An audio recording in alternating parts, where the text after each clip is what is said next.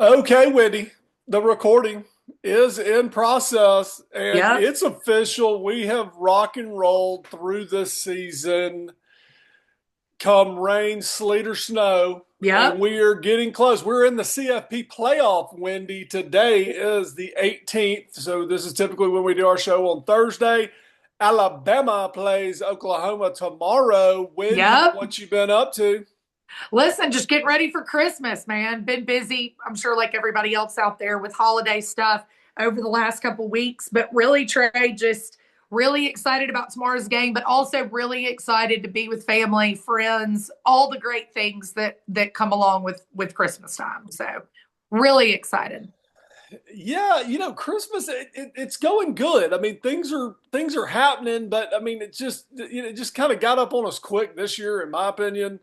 I mean, it just feels like everything is in fast forward. I mean, Well, it's it's I think coming it up, it's tomorrow, it's this, yeah. it's that, but you got to I do think it. a lot of it has to do with Thanksgiving being so late. When Thanksgiving falls later in November, I think Christmas feels like it's like right there. You know what I mean? When it's about a week earlier, it doesn't feel as rushed. You know what I mean? But it definitely came up on me. I mean, I think we're 7 days till Christmas, which is 7 crazy. days until Santa Claus. Well, good deal, Winnie. Listen, hope everybody's doing good out there. We're Yes. rocking, we're rolling.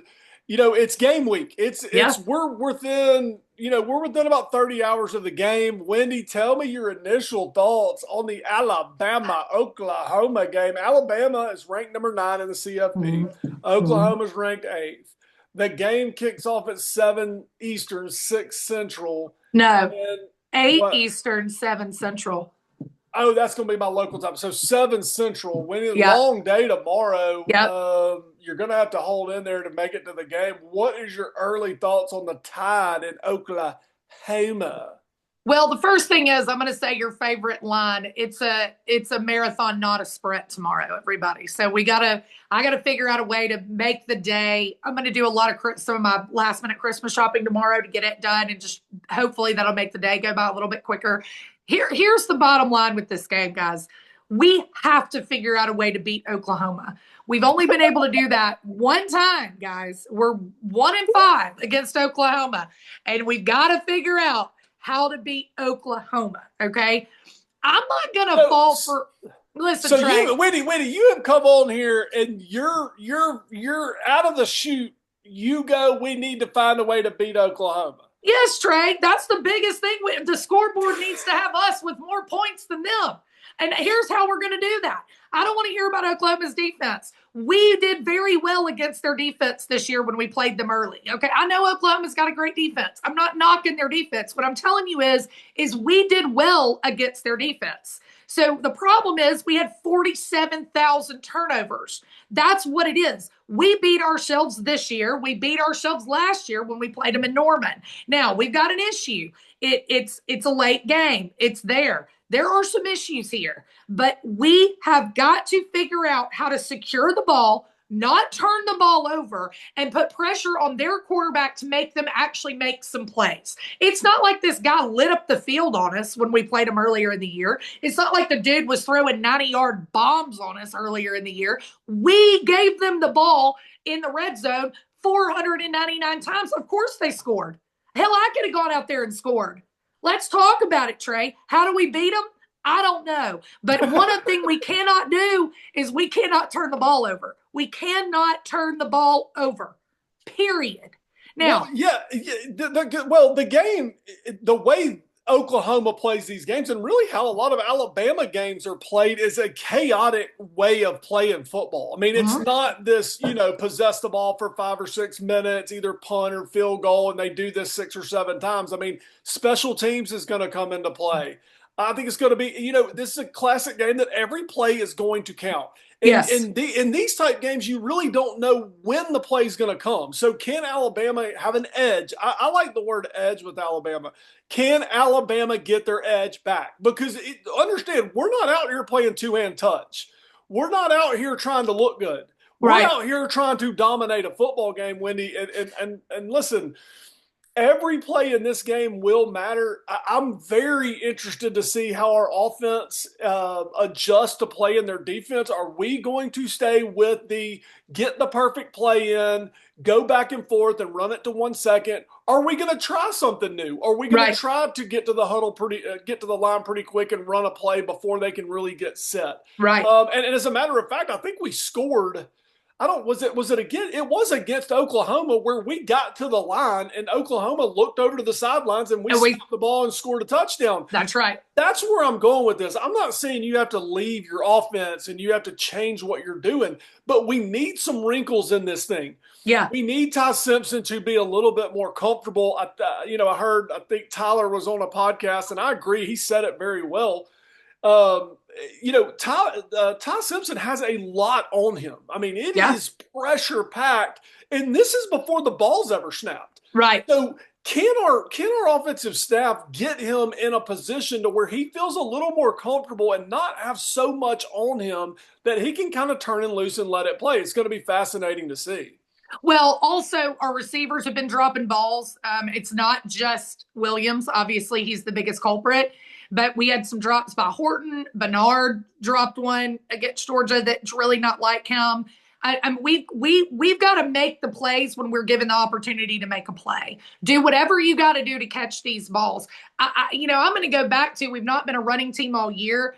I don't even know this year or this game I'm going to bring up trying to establish the run game. I don't know if it's possible at this point, guys. I don't know if it's possible to establish a run game at this point. And I don't know if that's the way our offense is set up anyway. Here's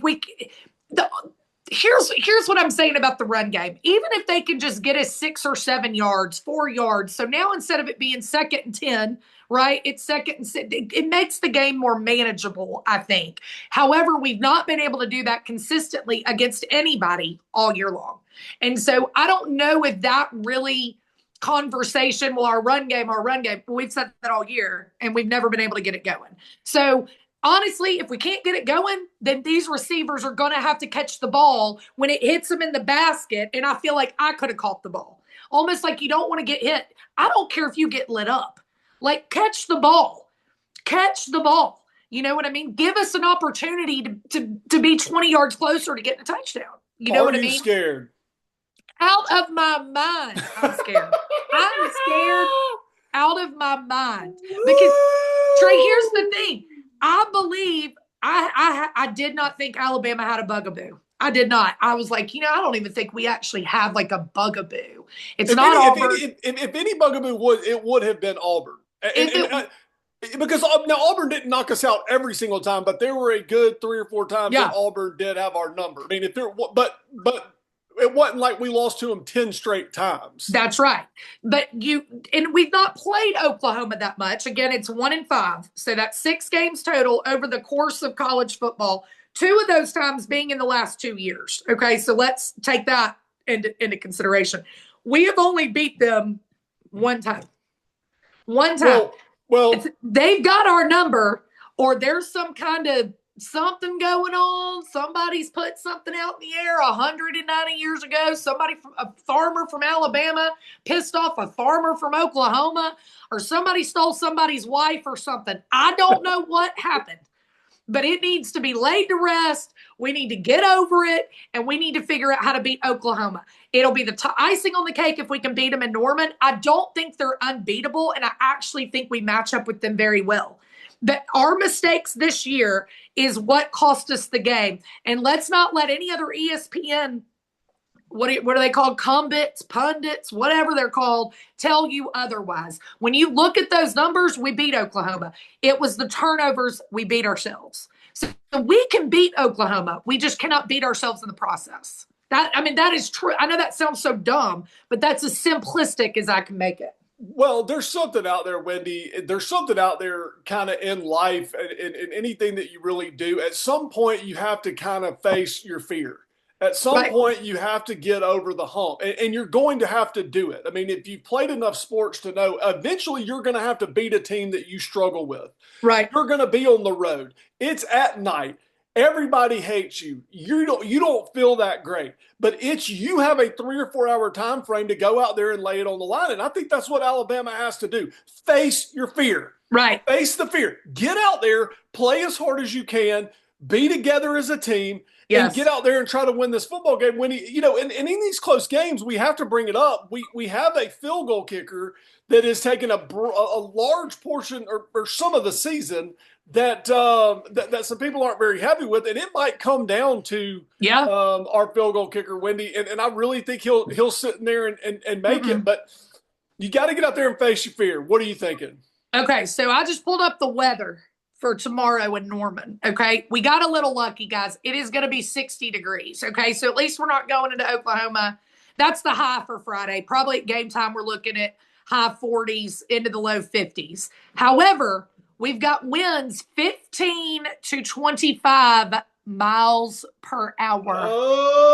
Oh. So I cannot believe that you even brought up the kicker, because 15 to 25 miles per hour, even with Will Riker, that's not going to be, says evening, clear skies, low 48, winds south at 15 to 25 miles per hour, higher wind gust possible.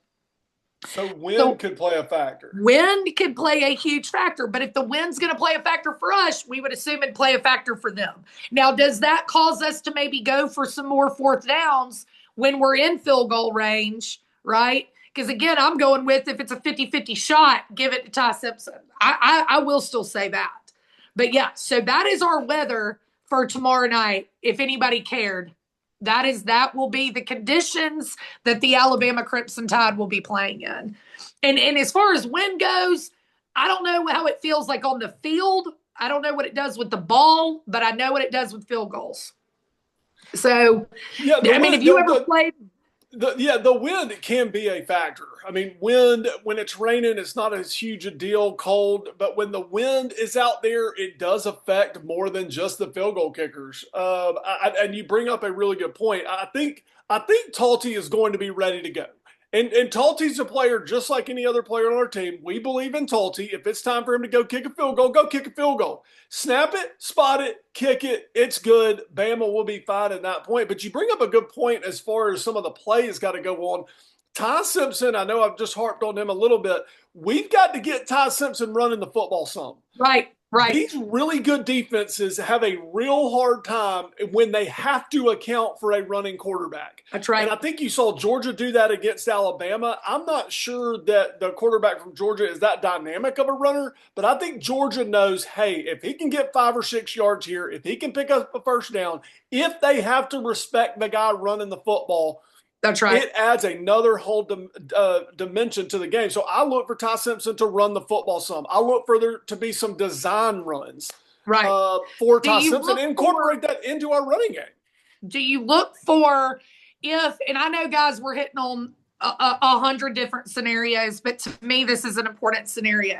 Let's say Ty Simpson is not doing well. Let's just say he's not making things happen. Do you look for them actually bringing in the backup quarterback? At this point, we're in the college football playoff. If it can't hurt us to throw him in there, I'm going to go ahead and answer for me, because I really asked this question so I could answer it. I really wasn't asking you, but I want you to answer it too. My answer for myself is I'm trying to win ball games, and I've said it till I'm blue in the face. I know these are young men. I understand that these are somebody's children, but some of these children are making more money than I do. And so I'm looking at it I want to win a ball game. If this dude's not cutting it, then you need to put somebody else in that possibly could maybe get things going again, right? Change the dynamics, get everybody excited, because I do think there's something too when your quarterback's struggling. The wide receivers, I'm not saying they give up. I'm not saying that, but it's almost like it gets in their head. So do you see the possibility, if Ty Simpson is not getting it done, us potentially seeing a backup quarterback? Yeah, I don't know why. I mean, sure, I think all options are on the table. I mean, it's win or go home. Okay.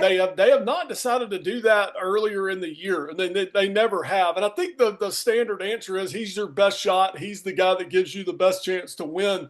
But I think there is a scenario that he looks confused or he really is rattled.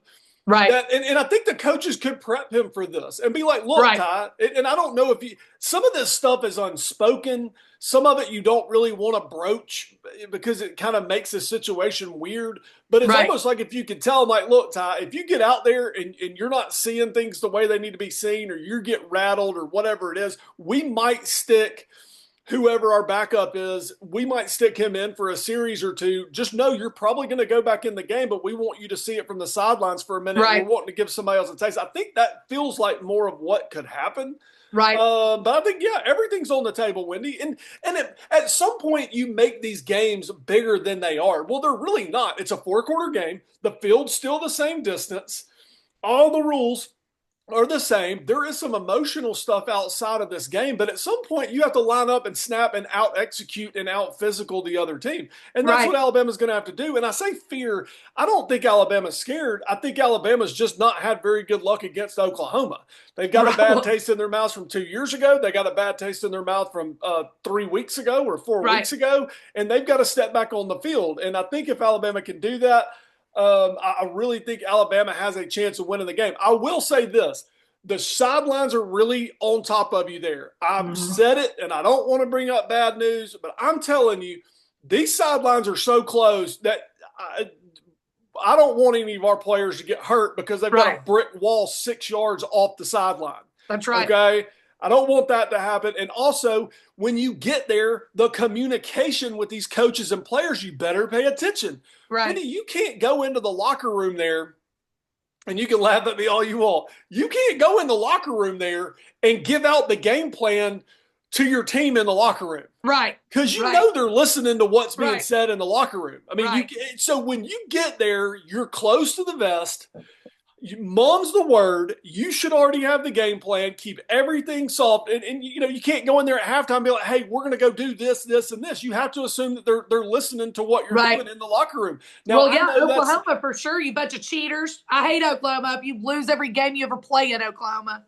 I know that gets off in some kind of tangent and some kind of weird conspiracy thing, but I'm just telling you, once you get in there, it's close ranks. Right. Look to your right and your left. That's all you got. There ain't nobody coming to save you. There ain't no coming to get you. This is what we have in this locker room, and we're going to go out there and lay it on the line. We're the Alabama Crimson Tide. Wendy, we are the Alabama Crimson Tide. Trey, what's your score prediction? What's yours? Woo, I'm so scared. My stomach hurts. My head hurts. My back. I'm so scared that I've literally got to account for almost every minute tomorrow. And, we haven't even talked about where we're watching the game. It's almost like, I don't know if I want to watch the game with you. I don't know if I want to drive to Birmingham and then, or you drive up here and what if it's great? Well, then we got to watch all the other games together. You know what I mean? It's like, how do we start off the college football playoff run? Do we start it off together? Do we start it off separate? The game being so late, really, because we're about an hour away from each other. Yes, it really hurts. It's kind of like going to going back when we were kids, going out all the time. It was like getting down to where we wanted to go wasn't a big deal. It's like I really just don't want to have to come home. Come back. I don't want to have to drive back, and that's kind of what it is. It'd be hard for me to get in the car tomorrow at 4 or 5 o'clock and be getting back here at midnight. Me too. I feel the same way. So here's my score prediction is this. I'm going to use your number you've used all year, but I'm going to up it. I'm going to say 32-24. Listen, I don't think the game against them would have been close the first time had we not turned the ball over 4 times. You think Alabama 32-24? 32-24. Yeah. Right, what do you think? I like Alabama. I like Alabama 24. Oh. Alabama 24 to Oklahoma 13. Okay. No, I'll tell you what, 16. I'm going to say 16-24. They're going to keep it within one score. 16-24, Bama pulls out the dub. Hopefully we're going to have some ball control and keep the clock. It's going to be a really fun game to watch. Wendy, let's get to a couple other games. Last thing, though, I'm going to warn you, and I'm taking one for the team here. This is for the group chat, man. Let me tell you something. Trey, if you wake up at any point tomorrow and feel confident you better not say a word to anybody. You lie, you say you're nervous. I don't care what you have to do. Somehow take that thought out of your brain and push it away. Push the negative energy away. Do some deep yoga breathing, okay? Yoga breathe that feeling out. Because by God, when you're confident, we don't win. So at any point that you feel that way, push it away. Do you understand? No, We don't I want to know. hear it. We don't want to hear it. Okay. No, Now I listen, know. we got some other games on Saturday. We'll go through those real quick. I really do want to start with we will touch on Tulane Miss Ole Miss. They've already beat them by 100 points. So I would absolutely assume Ole Miss is going to win that game. James Madison, Oregon, Trey. Are the people just talking about it because they need something to talk about it? Or do you think James Madison's got a real shot against Oregon? Have not seen James Madison play. Okay. I know the only time I saw Oregon play this year is when they played Indiana. Indiana came to Oregon, came to Eugene, and really it was a close game, and then Indiana ended up running away with it. And I think I said it on the podcast at that point. It looked like Indiana, every time they hit the quarterback for Oregon, it looked like he had broken half. Right. It looked like he was getting up like a 60-year-old man. So that's the picture I have of Oregon, is their quarterback getting hit every other play. James Madison, I have no idea, Wendy. I mean, I think the line's 21, and I look for Oregon. Yeah, I mean, I'd look for Oregon to go out and just hammer them. I'm going to call for, here's who I'm rooting for in that game is James Madison. Let me tell everybody why. Oregon has become the new Clemson for me. Kind of feels like they're finding a way to get in when they really don't have to play anybody to get in. And maybe the one or two teams they do have to play, they lose to. But because the Big Ten is only got about 3 or 4 relatively good teams, they're managing their way into these playoffs. Last year got into the playoffs, bombed. This year, look, I'm going for James Madison in this game. I'm pulling only because I'm a real believer in you should have to play a bunch of people to get into this playoff. Like these soft, easy schedules, nobody's getting hurt. Well, but they're part of the Big Ten. And I think what the Big Ten did is they really looked at their top 2 or 3 teams and they really made some easy schedules for them. I mean, I think Indiana dodged playing a bunch of these teams. Now they did beat Ohio State. I'll give them credit there. They did. Oregon, I don't remember Oregon playing Ohio State. I don't remember them playing Michigan. I don't really remember Oregon playing Penn State. I could look at their schedule. Wendy, let's go to Ole Miss and Tulane. Then we'll get. I just talked about them. Yeah, no, but Ole Miss, Tulane. There's a little bit more there than James Madison, Oregon. Wendy, Ole Miss, Tulane. I mean, it's the head coach going to Florida that's coaching Tulane. It's only your favorite coach left Ole Miss and is gone to LSU. There's a few more storylines to Ole Miss, Tulane than there is Oregon, James Madison. I hate to tell you, and plus we're in the South, Wendy. We're not in the Pacific Northeast. Well, that's why. Well, Trey, you have to. Okay, fine. But What do you want to say about Ole Miss? They're going to hammer Tulane. They already have. Not so fast, my young friends. Trey, okay, give me your spill. Give me your spill. You got to have something to talk about. Ole Miss has a lot of things going on at their campus, at their coaching staff. I mean, this is a very turmoil-oriented deal. They've already beat Tulane, as we said, drilled them earlier in the year. Tulane's coach is going to Florida. But Tulane, is going to come in there ready to go. Ole Miss had some problems with, I think it was Washington State this year. I think had to come back and kind of beat them late. I look for Ole Miss to come out and win the game, but this could be closer than the experts think. And I think it'll be a good game. I think John Summerall's got a chance to prove a point. Okay. But I think Ole Miss really I think the Ole Miss players have a chance to prove a point because it's all about Lane Kiffin. And if they want the Lane Kiffin thing off their back and they want to be like, hey, we're actually good players and we're actually a good team, we don't have to have Lane Kiffin.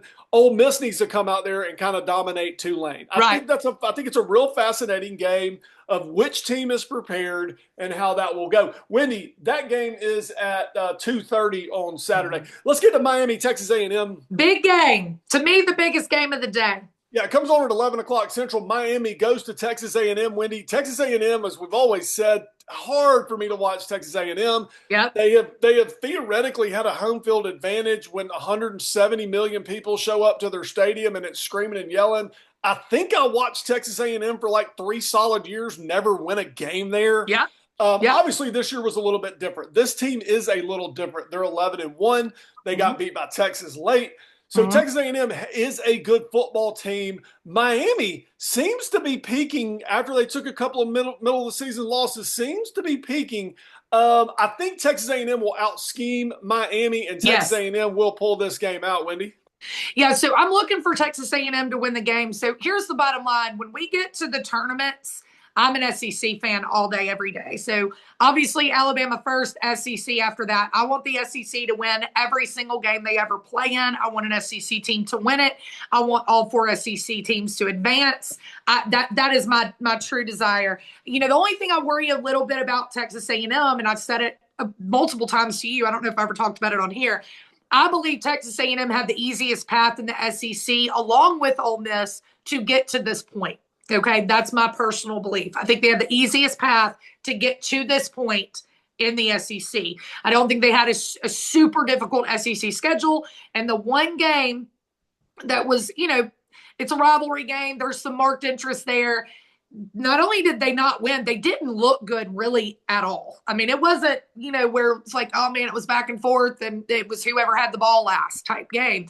They didn't really look good.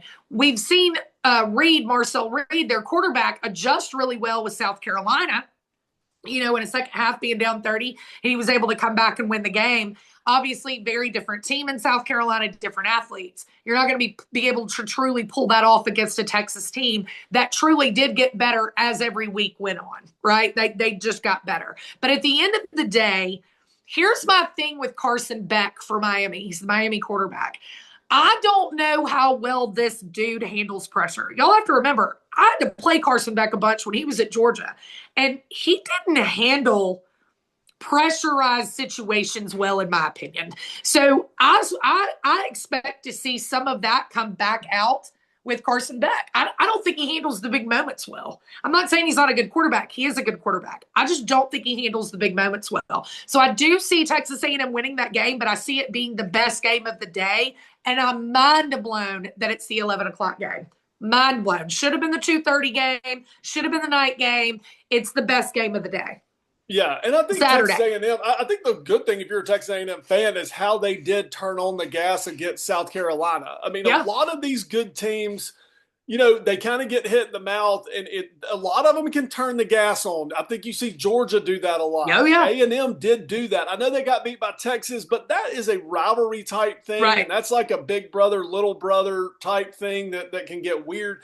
That'll be a fun game to watch. All right, Wendy, we're going to wrap this thing up. Let me just ask you this one question, though. Do you feel like Texas A&M has had to play enough elite competition to go out here and do this on Saturday? I mean, I think there's something. Okay, all right. Well, I mean, Miami's lost twice in the ACC. I mean, Miami is not an elite team. I mean, Miami's a middle of the road SEC team. I mean, I don't. Well, according to them, they're an elite team. Well, they can say they're elite all they want to. They're ranked number 10 in this playoff, and they would be in the middle of the road in the SEC. So no, A&M should not have a problem with them. Now you start talking about them playing Georgia, them playing Ohio State, and some of these other teams, you could have issues. But right, Wendy, listen, let's get off here. I want to say hey to everybody out there.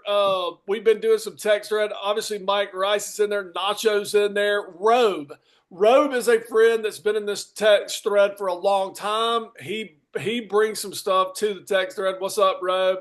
Hope you're doing well. And just as a PSA, Widespread Panic announced they will be in Birmingham at the Coca-Cola Amphitheater on Friday and Saturday, a 2-show deal, April 17th and 18th.